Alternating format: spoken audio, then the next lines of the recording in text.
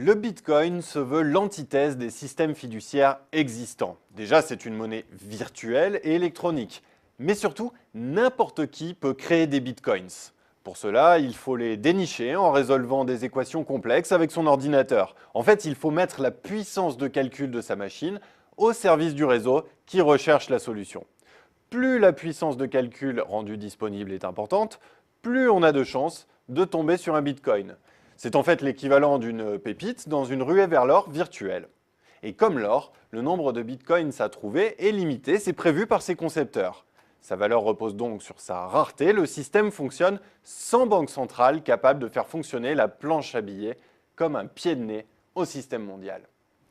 Cet aspect anti-système s'est révélé dans toute sa splendeur lors de la crise chypriote au printemps 2013. La menace d'une taxation des épargnants avait alors créé l'émoi face à l'éventualité de voir les autorités piocher directement dans les comptes bancaires. Ce scénario ne s'est pas produit, mais la devise, devenue valeur refuge du moment, avait alors atteint l'un de ses pics historiques à plus de 230 $ l'unité sous l'effet de la loi de l'offre et de la demande.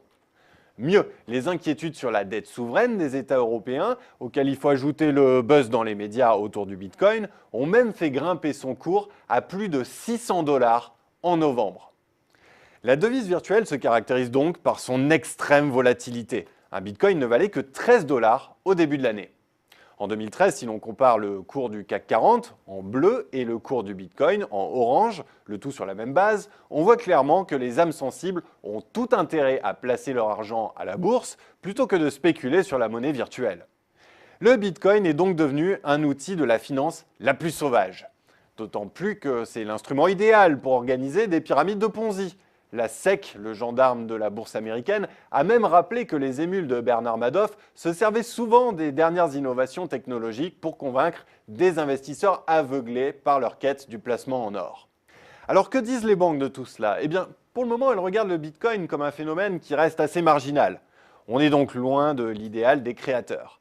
Après tout, les monnaies alternatives ont toujours existé, même le dollar circule toujours sous le manteau dans de nombreux pays. Alors bien sûr, l'Allemagne, pays où les traumatismes de l'inflation sont inversement proportionnels au succès du Bitcoin, vient de reconnaître officiellement l'existence de cette monnaie virtuelle. Peut-on parler de victoire pour autant des ennemis de la finance mondiale?